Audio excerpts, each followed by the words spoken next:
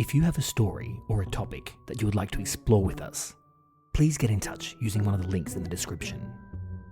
We are recording interviews now. All events depicted in this podcast are real. However, the names, locations, and some details have been changed for the privacy of those involved. Hello and welcome to Walking on Eggshells with an Emotional Vampire, a podcast that above all things is about family.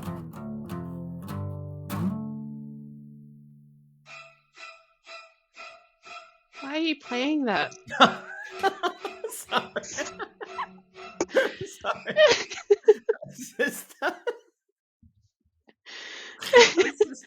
I was just toying with some stuff. And I don't know. I was just testing it out. So I can do the psycho shower theme. That's great. It's the first thing I hear when I jump on. Just screeching in my ear. I could also do this one. I found I could just have this playing right through. It's like a cool intro. Pretty good, huh? If you can see me, I'm bopping. It's me drumming. Yeah, I gathered that. Anyway, I'll see if I can stop this. You just can't stop it. Just have to have it. Well, I should have it stopped because I've sent her the link already, so she could be joining the conversation at any point. Fair enough.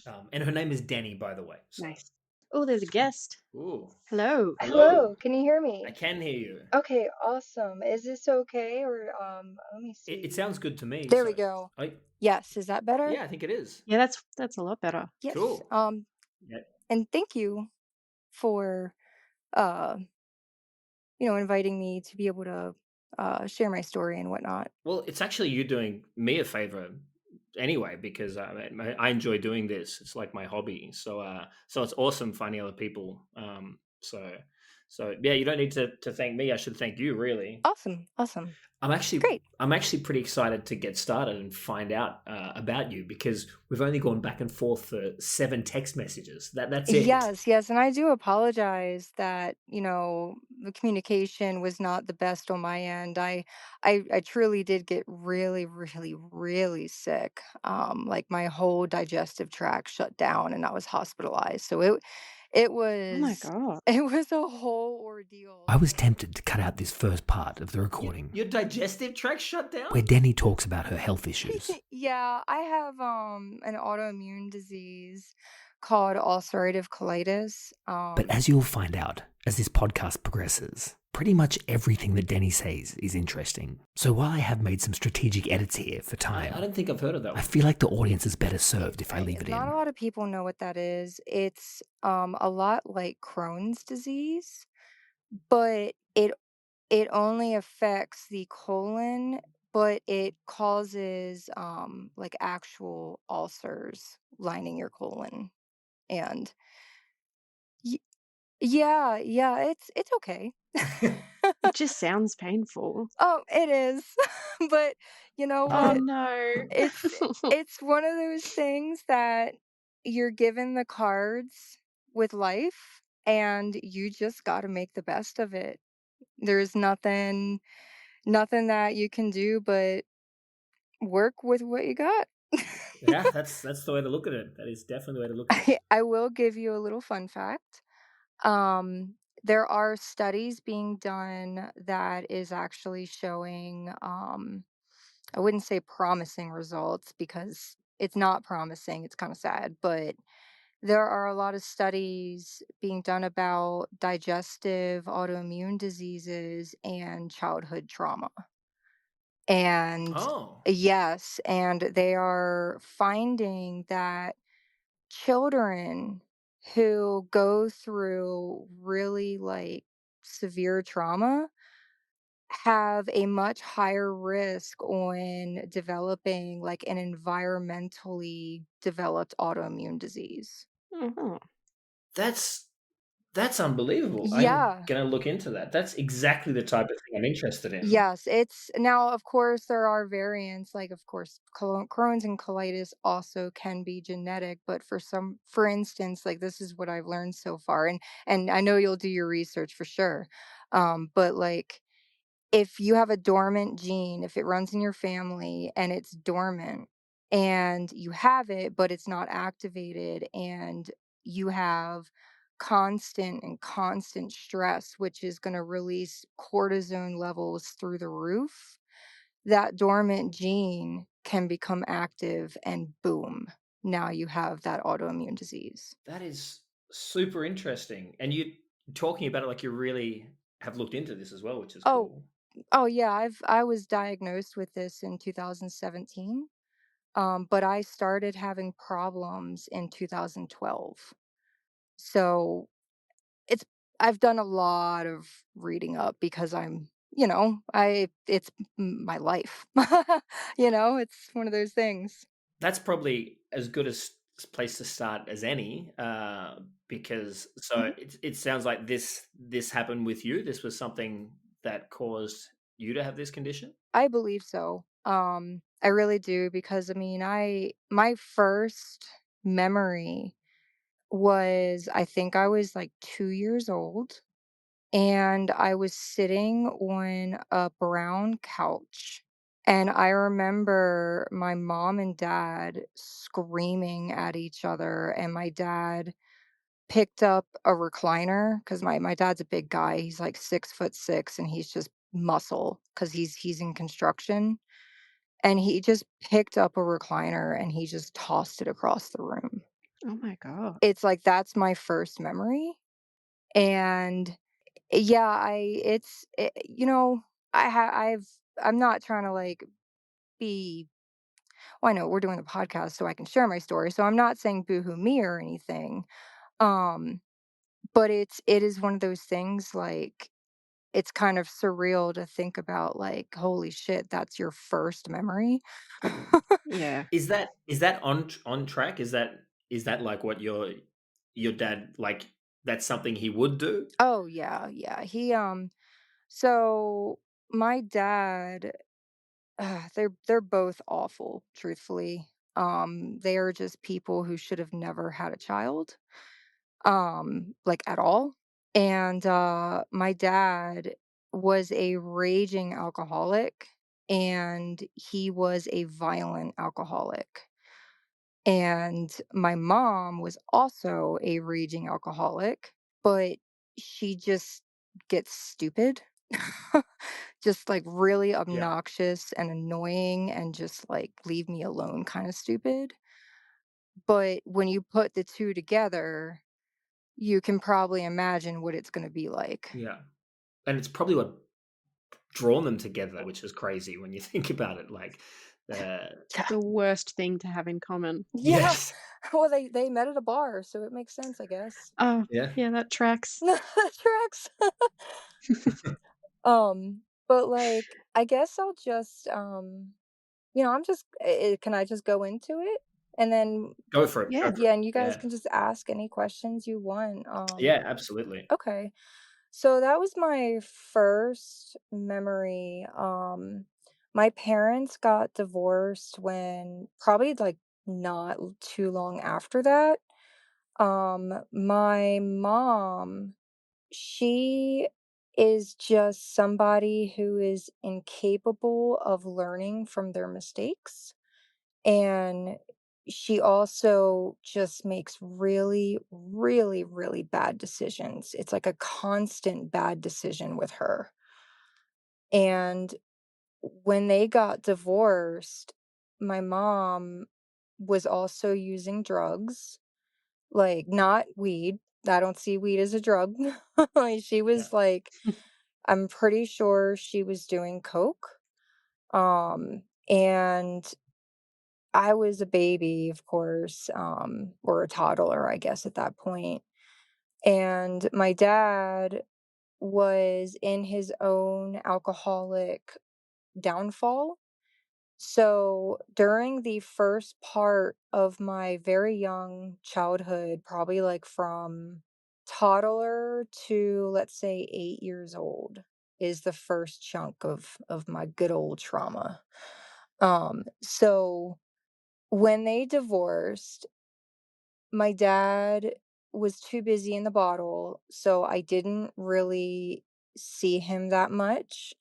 My mom, however, she was also busy in the bottle. Um, and she met this guy named Robert, and he was a cokehead. And this is where I allude to her using coke because you're not going to date a drug addict unless you're also doing drugs. Like Yeah, that that's doesn't, a good point. yeah, it doesn't make sense. Why would you be sober and date a cokehead? Yeah. Um, Yeah. so he was very, very abusive to me. He would do things in front of her. And she would just be like, "Oh, Rob, that's not nice." And then that was it. A few moments that I guess were like you could call those core memories.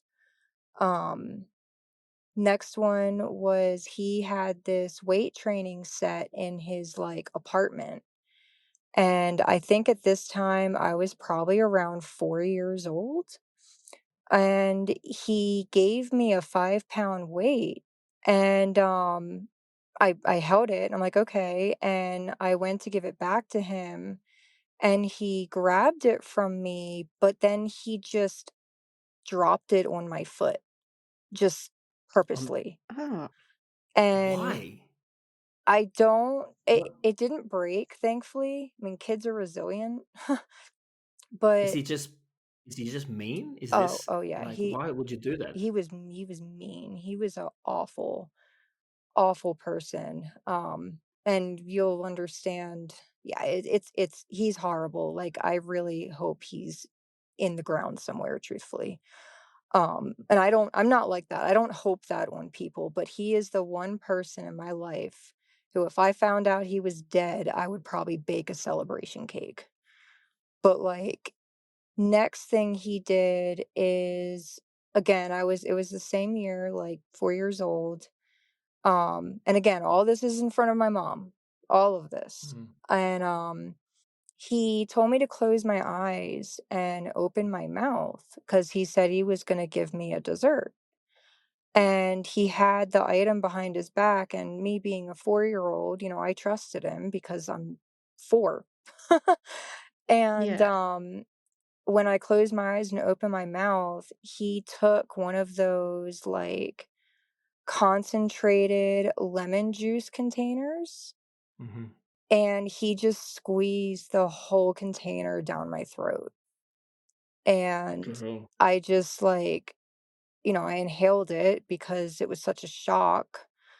And I just, like, was coughing, like, threw up a little, and, of course, my mom was like, "Oh, that's not nice." And then that was it.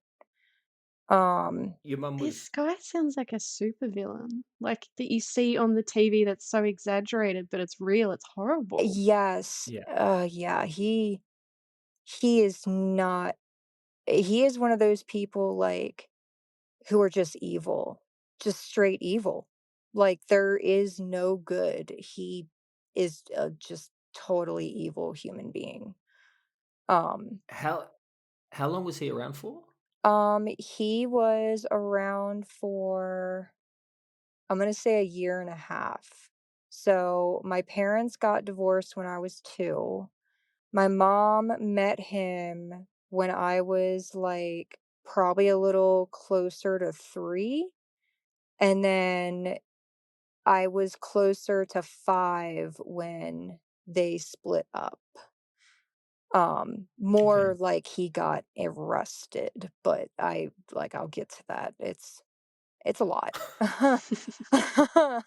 Um, so fast forward actually, like I don't really have too many more memories between the weight and the lemon. I know like he did other things too, but part of I guess defense mechanisms, I mean, your mind, even though it's always there, it blanks it out for your safety, if that Hmm. makes Yeah. sense.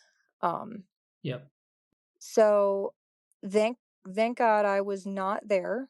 If I was there during the situation, I would not be talking to you guys. Um, but my mom decided that she didn't want to be a cokehead anymore. And she had a whole like, oh, I'm going to be a good person now. And instead of just giving him back his drugs and just breaking up, she flushed his drugs down the toilet.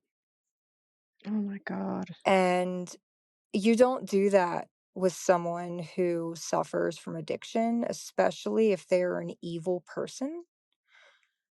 And a cokehead, it's not like a chill drug. Right, it's not weed. This is coke. Like, this is on the same level of, like, meth or heroin or, like, shit like that. Like, Yeah. it's very dangerous, and what happened is he lost his mind. He broke into her house or apartment at the time, and he took a hammer and he beat her in the head with it. Oh my Um Oh god. my God.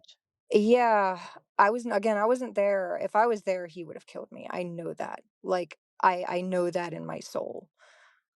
Um, but she had 5 skull fractures. And she survived, Mhm. obviously. Yes, she survived, but, Thankfully. yes, I guess. Um, Oh, but you don't want, like, no matter how bad your relationship is, you don't want your parent murdered. Like, no, no, jeez. no, I don't want her murdered. Yeah, I guess now that I think I said I guess, I'm like, "Oh, that probably didn't sound that great." But but, so back then, they didn't have the technology they do today. And I really believe she truly suffered a traumatic brain injury, but they didn't have the medical technology to really pinpoint it. Because after that happened, she completely like I mean, she was always not really a good person, but she became, like, even worse. Maybe this is part of her, like, poor decision-making issues, but I'll never forget, it was the first time I walked into the hospital to visit her, and I got so scared because, like, she l and I this is the thought I had, but she looked like a purple clown. Like, her face was so swollen, her eyes were totally swollen shut, and it was just like she had, like, these gnarly, her head part of her head was shaved, she had, like, her scalp was busted, she got stitches and everything, and, now she it was like for a little kid, I mean, you're looking at your parent like that and you're like, "What this isn't my mom. Who is this?" Like, this person is scary looking. Yeah. That that purple clown, it tracks, right? Like when you're a kid, just the way you see things, and then it's perfect. I can actually imagine what she looks like, Yeah, and you don't have to same. say It's anything really, else. Like as soon as you said it, I saw the shaved head, I saw the stitches, I saw the blue. Like I think that makes perfect sense. Yeah, Um, that's the thought I had. who, who was was she like? Who did your dad take care of you No, when this was going on? he was so in the bottle. He was so far gone. My only stability and why I believe that I'm not totally batshit insane is my grandparents, um, Mm. my mom's mom, and then my step grandfather, who I call Pop Pop. Um, they adored me, and Pop Pop especially. My grandmother has always been in denial about how her kids turned kind of shitty. But my Pop Pop, I guess because they weren't his kids, he was able to see that I was not being taken care of and treated correctly. Mhm. So they didn't like get guardianship or anything, and I didn't full time live with them, but during a good portion of early childhood all the way through like my mid teenage years, I was around them a lot. And I really believe that's where I was able to have the mindset of, okay, I know that a lot of this stuff has caused me issues, but I have to be responsible for those issues, and Mhm. hence all the therapy. Um, they really helped me have a more realistic and down to earth and a point of view of like, again, you can't choose your parents.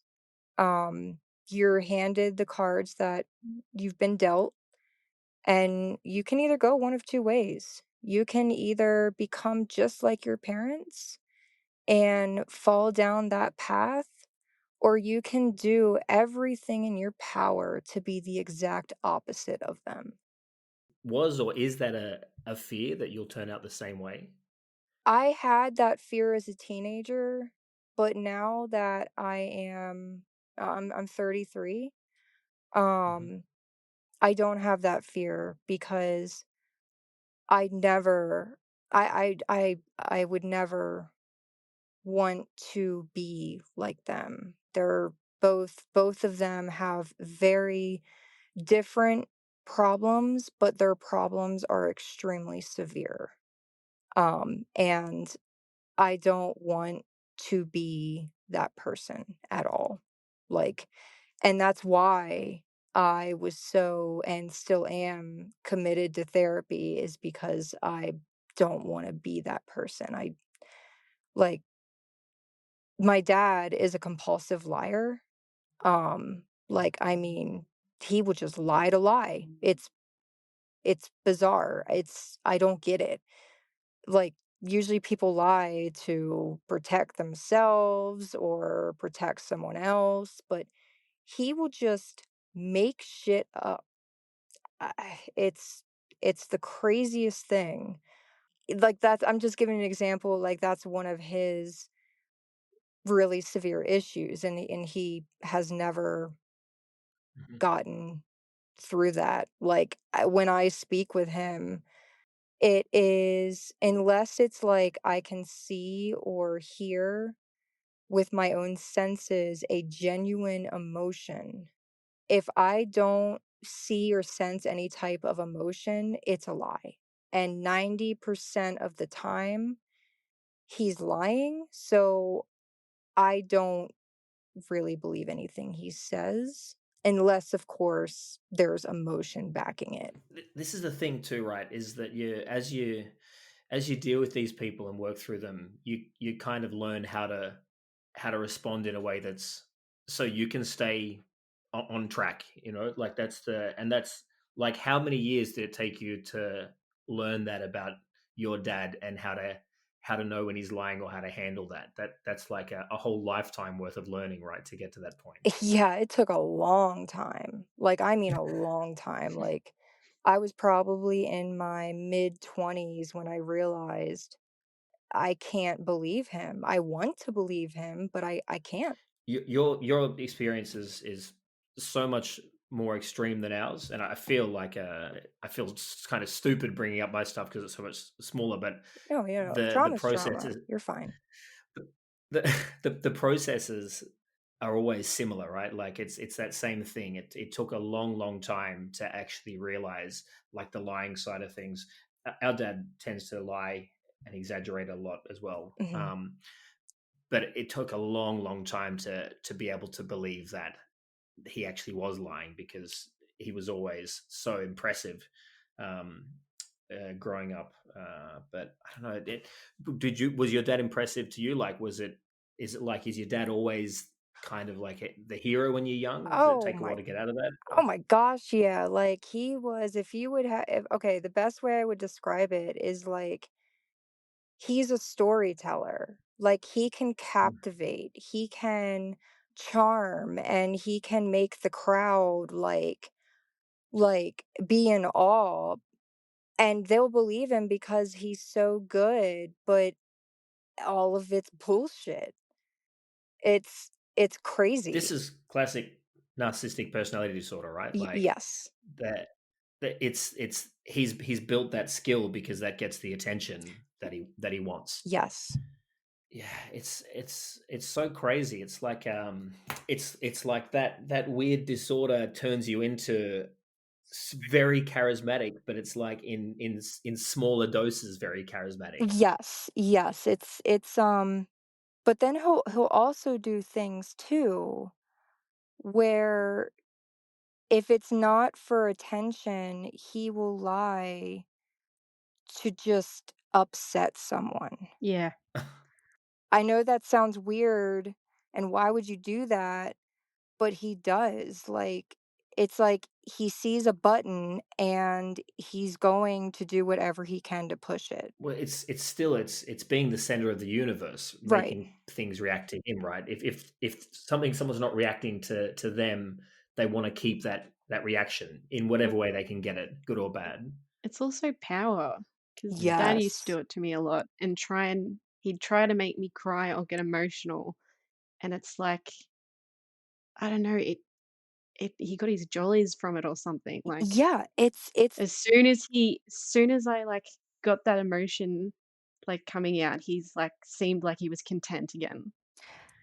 it is yes, I know exactly what you're talking about. It is the most bizarre thing, and now, as an adult looking back on it, you just wonder, why would someone feel good about doing that to a child? Yeah.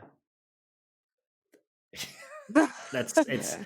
it's do you have any kids? Sort of? Okay. Yeah, I know.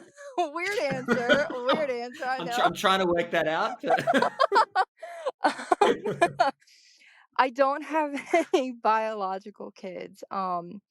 My grandmother's other daughter is a heroin addict, and she got okay. pregnant, and birthed my cousin, who was partially raised by my grandmother, but my grandmother started getting Alzheimer's disease.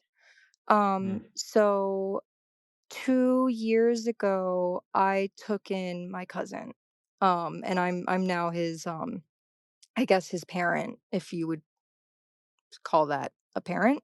It's weird. That's amazing. Yeah. That's unbelievable. I mean, that's like a that's like a saint act, like doing that, taking on someone else's kids. So that's unbelievable. I mean, he's a really good Um, kid. If he was like a hellion, I don't know. I wouldn't be very saintly. But he is a really good kid, and through him is what really made me truly reflect on all of my parents' actions, because when I look mm. at my cousin, I'm like, I just don't get it. I don't understand why someone would wanna do this to a child. I just had a kid, so so you're talking my language right now. It's unthinkable that someone could do that to a child. So It really is. It doesn't compute. It's like my brain just breaks. Um, but, it's just crazy. I guess, going back real quick, I know this is kinda jumping back to it, because this is also really a huge part. When my mom got attacked and almost died from that whole ordeal, of course, she was totally, man avoidant, which I understand. Um, if I was her, I probably wouldn't even ever date again. yeah. But I know this sounds awful, but during from when that happened and she recovered, I was, around at that time, I was probably 5. Those 3 years until I was 8 were some of the best years that I ever had with her, because she actually was a mom. She actually focused on, you know, treating me correctly, and we did a bunch of stuff, and I have a lot of really good memories. And again, it just goes back to it goes back to her, like, her just inability to make good decisions. And when I was 8, she met a drug dealer. And he unfortunately was in my life for the rest of my childhood, teenage, and young adult Mm. life. 14 years they were together. He constantly cheated on her, constantly. She would catch him and she would go ballistic, but she stayed because of the drugs. Like, I'm not stupid. Like, I'll never forget, I was in elementary school and they had this like dare program, and they brought in weed, and they're like, "Hey, smell this and look at this." And I went home and I'm like, "Hey, it smells like that what I smelled in school."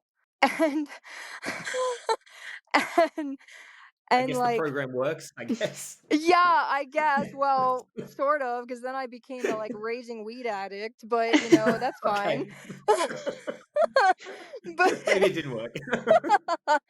but um but, like, I was that young when I put 2 and 2 together, and he always had it. And I mean, I had knowledge that a lot of people my age at that time didn't know about. Like, I was watching my aunt go through heroin addiction. I knew what drug dealers were. I knew what addiction was. I knew all of that stuff.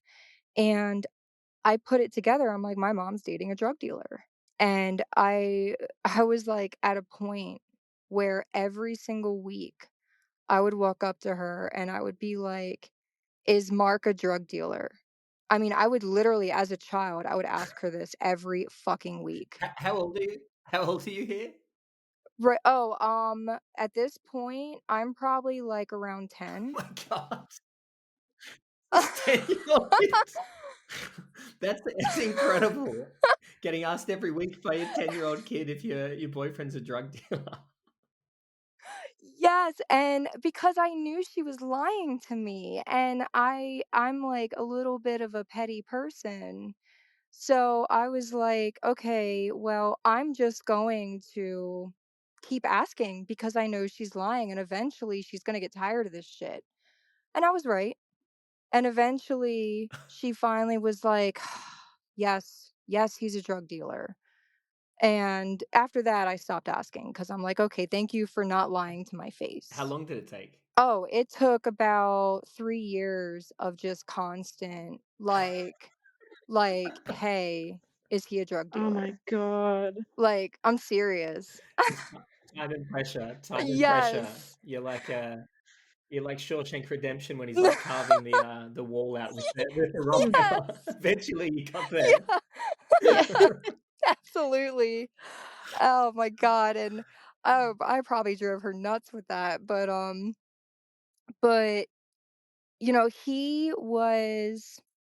he wasn't a bad guy.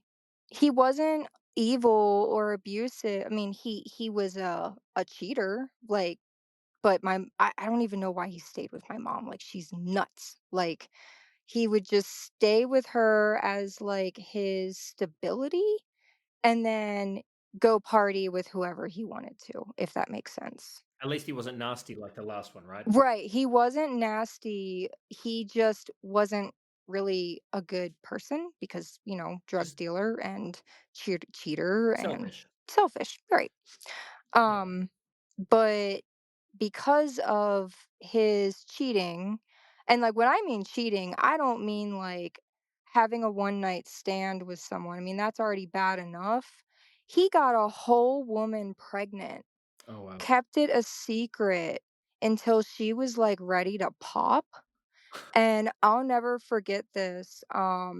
We went over to his house unexpectedly because, she was like, "Oh, let's go visit him," because she probably wanted to smoke or some shit and whatever. And all of a sudden, this big ass pregnant woman just walks on the porch, and they both look at each other. My mom's in the car, this lady's on the porch, and this lady goes, "Who are you?"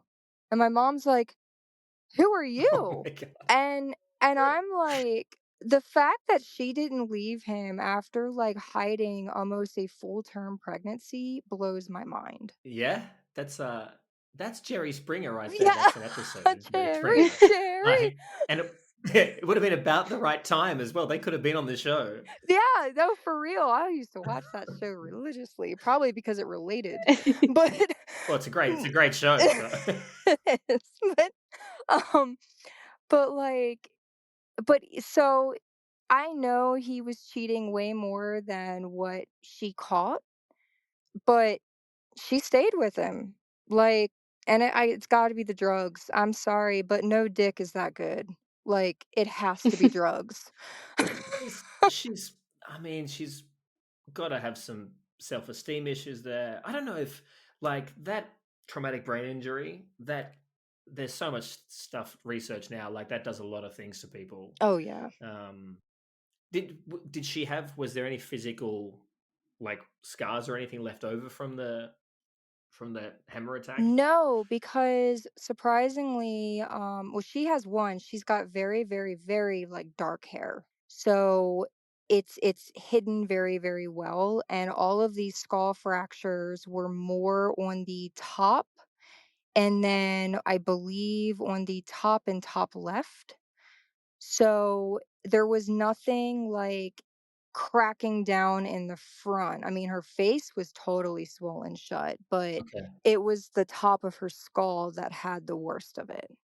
It's like it's a sad story. I mean, my God, like getting beaten and stuff, and then the drugs and everything. It's like I do feel bad for your mum because I mean that's pretty hectic stuff. And I don't know, maybe because you said after the whole she recovered, she had a few good years where I guess she was together, but then I guess she fell back into all Yep, the old stuff again. yep, that's exactly what happened. It's her grandparents, the ones who are taking care of you, Uh, or her parents. Sorry. yes, well, her mom and her stepdad. Oh, that's right. The stepdad. Yeah, her actual dad was like kind of abandoned her as a kid. That's probably why she's got issues with men, is because her dad abandoned her. This was my Like, next question. This is literally where I was going. I was going to try and work out why she's like that because you said the parents seem lovely and caring, but yeah, maybe yeah, it's that. it's her dad was also in the bottle, and No. he was not happy that she was a girl, and because she was a girl, he just was like, "Nope, I'm going to Germany. Bye." And Oh my god. he fucking left. See, even the fact that that knowledge is out there for the kid to know about, like if that's a real thing, why would you ever let the kid know that about themselves? Right. So for the rest of their life, they have to blame themselves for not being a different gender. Oh, well, that's back to my dad. Throughout my entire childhood and teen years, he would constantly, constantly tell me he wished I was a boy. Always, always, always. Like, because I have tits and a vagina, I was never gonna be good enough. Girls are the best. Like, why? Well, I've got a girl now. It's the best. They're so like adorable and caring, the attitude is hilarious. Well, my dad, he's kind of wackadoodle as well. I cannot make this shit up. I mean, this is gonna go back to sounding like some like Hitler shit right now. Um, he would always tell me that I had pure blood. Oh wow, Yeah, far out, and I was like, I don't even know what the fuck that's supposed to mean. Like, I don't think it's man. that That sounds pure. so bad, huh? I don't think it's Far that out. Oh pure my because, like, god. I'm constantly shitting my brains out, so where's the purity? But man, that's rough. Um, I've got so you know what actually drawn me to get in contact with you for the podcast was Mhm. it's a Reddit post you put up, and And what it was about how you've recently Yes. st- like reconnected with your dad again, and you said that he's been going through therapy, and he's obviously very narcissistic, but he's it's working for him, and you're having a strong relationship now. Is that the case I still? wouldn't call it a strong relationship. It's a relationship, but I he has done so much to me in my life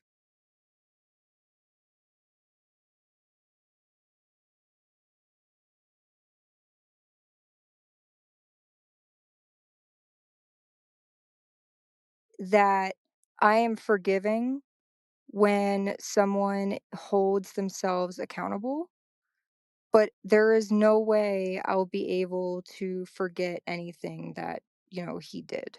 And I do want at least a relationship with one of my parents, at least.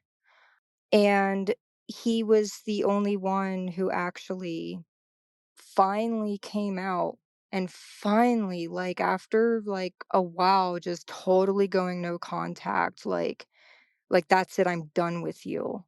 He finally said, "You know what? You're right.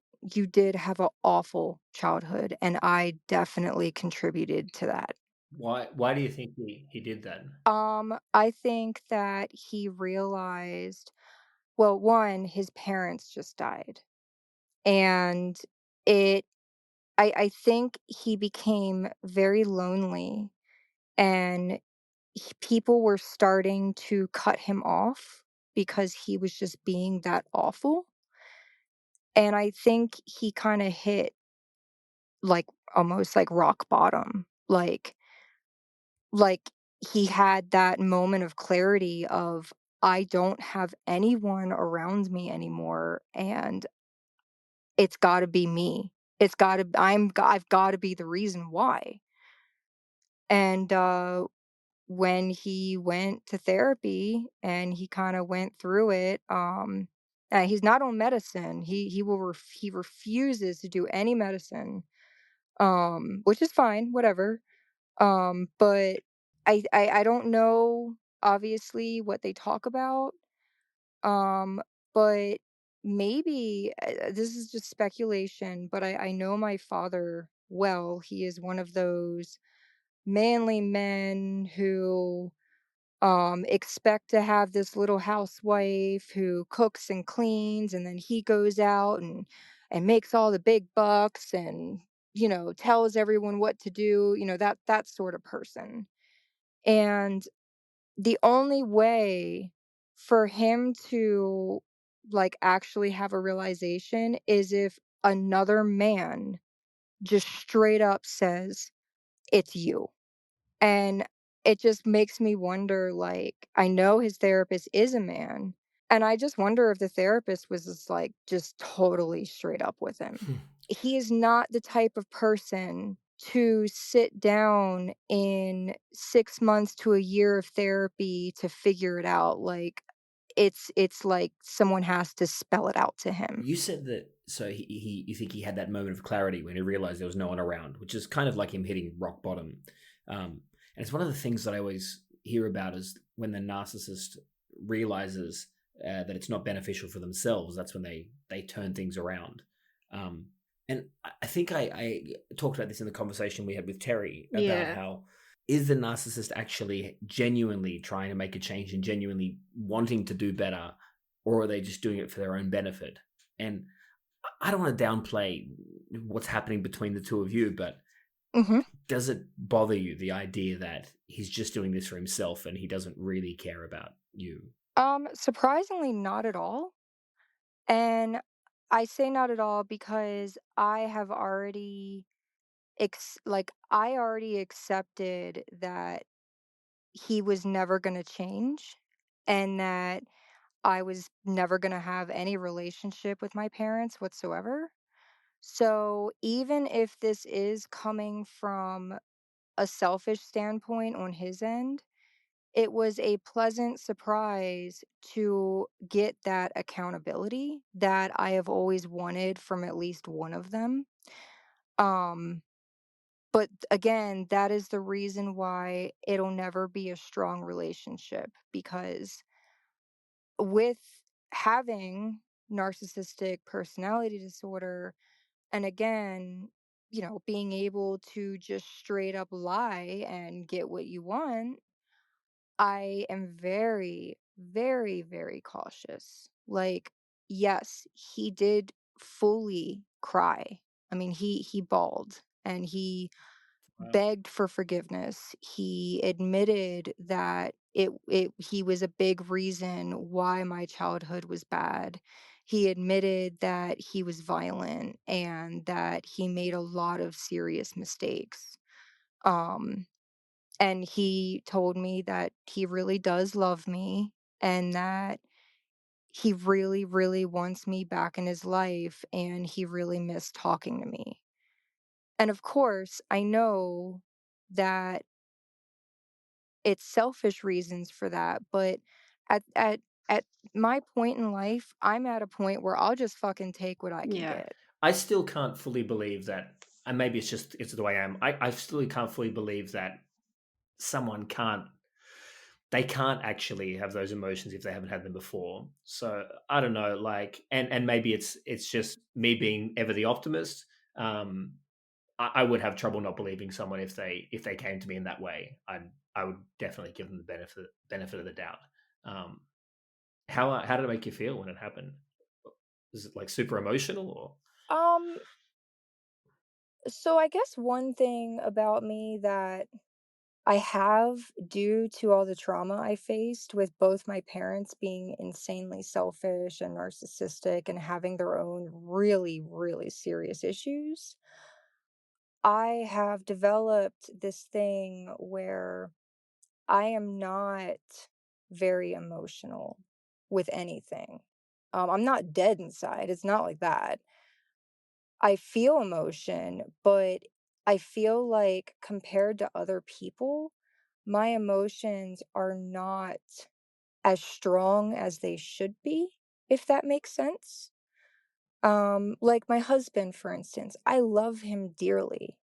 Like I couldn't even imagine my life without him, but I always have this nagging in the back of my mind feeling that because of this weird defense mechanism that I've developed, he has technically more love for me than I do for him because I can't feel the extent of what normal people feel. Well, I guess you don't let yourself, right? You hold back Eh, to protect yourself. Right. And it's weird though, because when I do have bursts of emotion, and I'll use love for the example, it always strikes me like I get literally startled.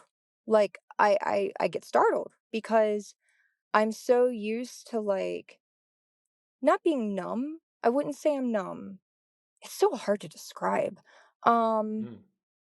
You just got your wall up, like you're protected. yeah, and I just don't let anything through. I mean me and him, we've been together for 14 years. So like he knows me in and out. Like, he knows that I don't have emotions like other people. He's even said that to me before. But when I do get those bursts of that love feeling where my heart feels full and I get this warm sensation in my chest and I'm not used to it, it'll literally startle me. Like, and it's really quick. It's like a quick burst. It's like it happens, and I'm like, I know that that's love, but then it just kind of poof goes back to just me being me. When you say it startles you, I'm just curious. Like, what is that like physiologically? What is that like? Like, do you get hot? Do you get sweaty? Does your heart rate go up? Like, I'm just yeah. Can you describe it? Yeah, it's really bizarre. I would say I definitely feel a warmth. I definitely get warm.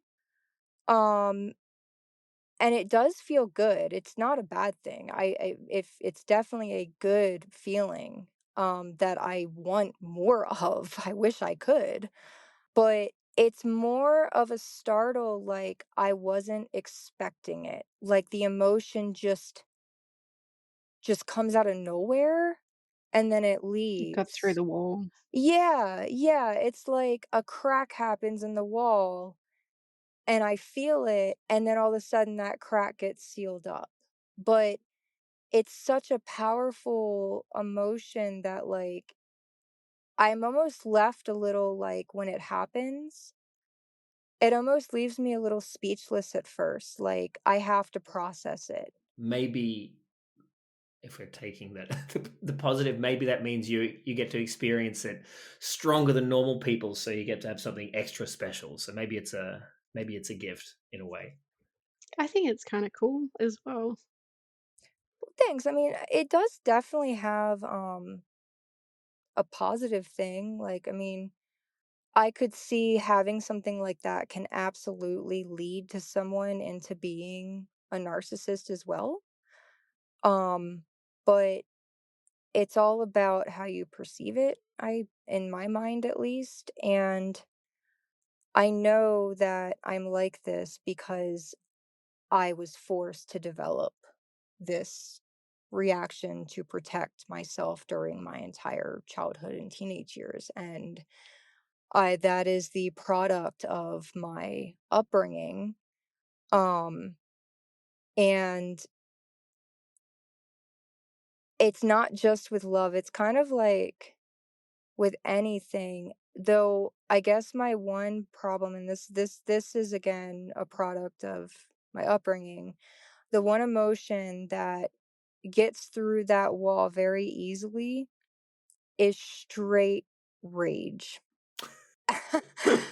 Just rage, and that's why I really dedicated so much of my time to therapy is because I knew that wasn't healthy.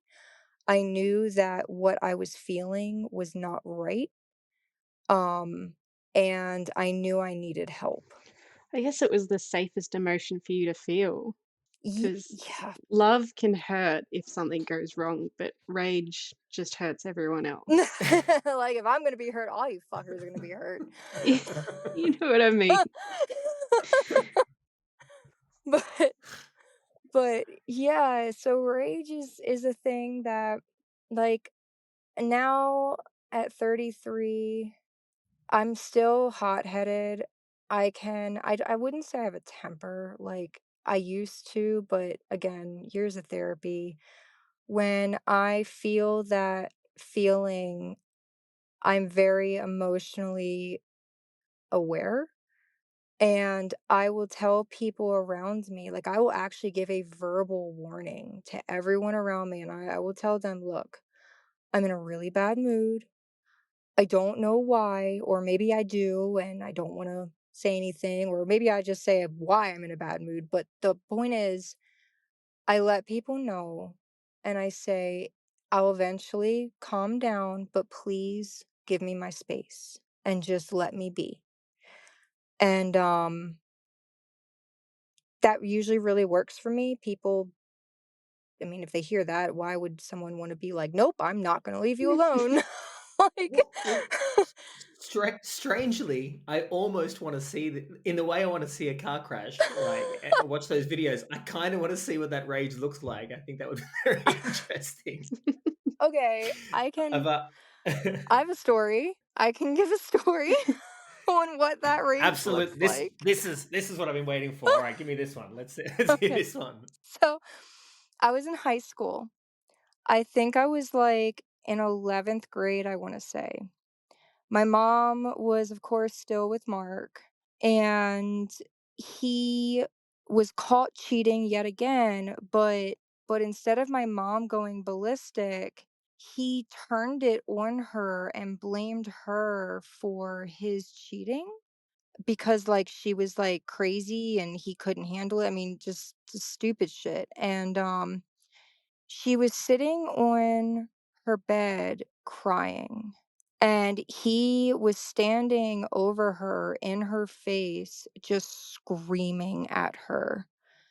And I don't know, I do know what happened.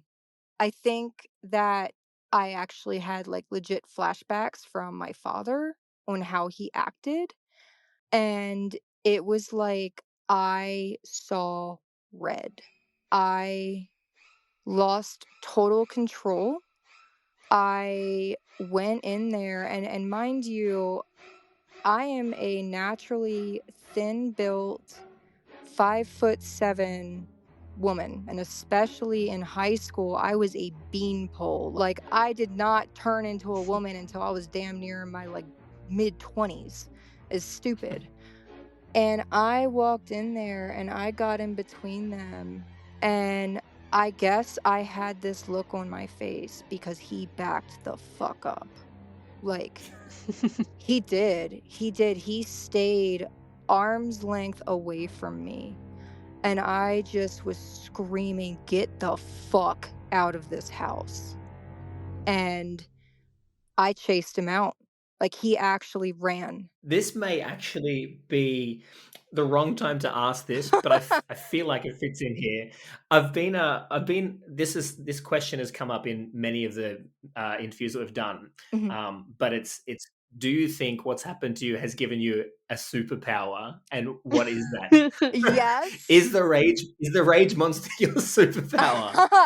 Yes, oh my god, I agree. I think people who can overcome any type of trauma, and you can't compare trauma. Like, I know that I went through hell and back, but when you guys were growing up, you also went through hell and back, like, in your own lives. You can't compare. Trauma is trauma. It causes the same issues with everyone. And I feel like people who are able to overcome that trauma and learn and be more in tune with themselves are the ones who can get that superpower. And in my mind, I don't think it's actually, surprisingly, I wouldn't say it's rage. I mean, ooh, I I will say I haven't done it a lot, but there's been a couple times where I've seen red and people leave. Like, they're like, "Okay, we're leaving. Goodbye." But I would actually say my superpower is being hyper aware of my own emotions and intelligence, as well as being able to read other people's emotions, and being able to actually look at someone, and it's like a weird sixth sense, to look at someone and be like, this person is not a good person. Hmm. And it's like this weird intuition, and I have never been wrong. Every time I call it my red flag feeling. That's what I call it. I get this danger, like, it's like a danger feeling. It's crazy. It's like almost an animal instinct where there's a predator nearby and I get a feeling of I need to get away from this person. This it's Yeah, like the it's spider good. sense. You've got Yeah. like a spider sense. Yes, basically. You've got like a trauma built spider sense. Trauma built yes. This Uh, might be the best superpower we've got yet. This one's very good, actually. Like, I'm glad, yeah. It's, yeah, I wish I had that. no, Yes. it's You Would a Aria, you definitely don't have that. No, I When don't. when this season comes out, the first episode's called the what's it called? The pervert. Um, yeah, oh, if no. when you hear that episode, you'll hear that Arya definitely does not have this spider sense. I do not. I do not. I've got the sense where I can tell someone's emotions immediately. Okay, Like okay. if they're having a bad day, like just random people at work, they'll come in and I'm like, "Hey, what's up? Like, you don't seem like you're okay." And then immediately they're like, "Oh yeah, actually no." But I can do it with like everyone. Like, S it's pretty good. I think that's really cool, though. I just know if someone's a bad person, I can't tell what the hell they're going through. I'm just like, "Ooh, you're evil." Like, It's it's not so good if they're a raging pervert and you can't tell though. Yeah, y no, I'd yeah, you're, that's true. It's like, oh, this is a happy guy. It'd be better to know that this is a happy pervert. Oh, Would probably god. be the better, more kosher one. Uh, Yeah, um, it is quite insane, and I have had so many, like, I mean, so many experiences with that intuition that has literally probably, like, you've saved me, like, you've had these mechanisms battered into you over time, right? So you've just they're practiced safety instincts, yes, yes. which I guess you're right. You can only get them. I liked what you said because you're like you only get these superpowers from these experiences if you what's the word I'm looking for? If you actually look back on them and think about them, and process them, analyze them, they don't just come naturally. You have to put the time in to get Yeah. the benefit. Oh, absolutely. Because if you don't, you're either gonna become just like your parents or you're gonna be a very broken individual. That's interesting. Yeah, I didn't think about that either. Like, because there's that thing you're either going to go one way or the other. And yeah, I think a lot of time I spent a lot of time worried that I was going to end up like the parents, either of them. Mhm. But I All of think us did. Mhm. Yeah, but I think that the time spent analyzing everything that happened is what's preventing that from ever happening. Exactly. Um, so I'm going to wrap up soon. Okay. You are super easy to talk to, and I almost think we could probably record more if you wanted to do another episode at some point because I feel like you've got a lot of stuff and a lot of really interesting stuff to I say. really like listening to you as well. So do I. Oh, Yeah, thank Uh, you. your storytelling is really good. I can picture it in my head when you're telling these stories. It's pretty good. Thank you. And yeah, I'm not lying. I'm not like my dad. This is real. yeah. No, I No, mean you can. no, I It, believe it. it definitely sounds very genuine, but it's just very articulate as well. The way you explain yourself is very, yeah, it's very articulate, very detailed. It's pretty awesome. Um, Thank you. you've got a great laugh too. That's the other one. Sorry, I'll stop giving you Yes. compliments.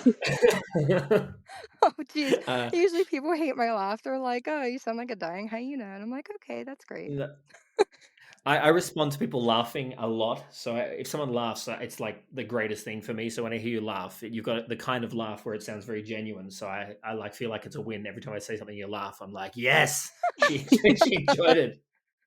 Oh, Um, nice. I've I've got a couple of questions just so we can round it out, but I think I've got heaps of stuff here. But Okay. first thing is you're talking about your dad not wanting to take medicine. Now, I don't know a lot of stuff around medication for anything really. Mhm. I'm just curious, like, is there medication for for narcissistic personality disorder? Like, could you medicate that? I'm just curious. You can't medicate the actual disorder because the disorder is a multitude of things together Mm, that make the disorder. Um, it's like that's why there's that like evaluation to where you have to check so many boxes of, I guess, symptoms in order to be diagnosed with something like that. You can have like a narcissistic character about you, but that doesn't mean you have the actual personality disorder. So, mm, to answer your question, it's almost like a yes and no. It's you can't medicate the disorder, but you can isolate items that make it worse. Like, for instance, depression. Like, you can get mhm, on antidepressants, anxiety, anti-anxiety. If it's really bad, if you're having like really serious things, like my father and his constant lying, like, to me, that sounds like probably something along the lines of like more of an antipsychotic, like for what's it called? Major depressive disorder, which is basically, I think, like a bipolar type. So it can help symptoms and help the person manage better, but it doesn't mean it's going to be a cure-all or work. And you think your dad might an antipsychotic that something like that might work for him? I do, because a lot of he's got a lot of mental issues, like the lying, the bullying. He wants to be in control of everything, even if it makes no sense. Like, he even tried to twice, actually, 2 times, he tried to break me and my husband up by Oh, wow. going behind my back and lying to my husband. And, my husband got smart real quick, and the second time my dad did that, my husband documented everything, Mm. and it was really smart of him. I'm like, "Damn, why didn't I think of that?" But, like, he documented everything, and he actually used it against my dad and said, "I know you're lying about this. I'm right next to your daughter. I'm seeing all of this, and I have screenshots. Don't do this." It's like that. What's that? The expression, "Sunlight is the best disinfectant." It's just transparency will save you from almost everything, right? Yes. And that's what these type of people, they live in the secrets. It's always, we had growing up, there was a lot of like, we don't talk about things outside the family, we don't do this, and Right. then and it was why it takes so long to work it out, because you've kept it secret. And then when you start to actually talk to other people and open up more, then you actually get real answers and start to process things properly. Absolutely. And my husband, that's why I'm so happy I'm with him because, when we started dating, I was still trying to recover from all of my damage. And I saw myself back then as I had a very negative viewpoint on myself. I saw myself as damaged goods. Like, I'm dead serious. I know that sounds so depressing, but like, if anything, that thought about myself is what pushed me to correct it. And I always see it as I was drowning and he saw my hand coming up and he fucking grabbed it. I I love that. I actually think that's where I'm probably going to end this episode, because I like it's nice to have something like that. It's just such a perfect analogy and a hopeful thing as well. I kind of like that. I think that's awesome. Yeah. Thank you. I feel like I've been so lucky with the interviews that I've had this season. Every one of them genuine and down to earth. And Dani is certainly no I exception. actually think I want to do another episode with you if you're interested. In fact, I think I'll probably talk to her again sometime in the future. Yeah, I have a lot of stories. I can tell. I just feel like we only scratched the surface with Dani, and that to have a person with such unique life experience, paired with a commitment to self-reflection, is a gift, and one that I should take advantage of at least one more time. And speaking of taking advantage of, here's a sneak preview of what you can expect next time on Walking on Eggshells with an Emotional Vampire. Do you think that there's another disorder, another personality type that matches with borderline? Like, so if you're always borderline's always sort of wanting that attention, is there another type that always wants to give attention, so they fit together? Does that exist? Do you think? You're trying to match up all the people with personality disorders. My Maybe goodness. we can make a Tinder. Find your perfect match. Make a borderline personality Tinder or something. The last thing we need. The last thing we need. Access to more people. No, I think so. I do think so. And I think it's people with NPD, people who have narcissistic personality disorder. If you enjoyed today's episode, please don't forget to like and subscribe. Your support is greatly appreciated. Walking on Eggshells with an Emotional Vampire is recorded, edited, and produced by me, Lucas Shaw. Thanks for listening.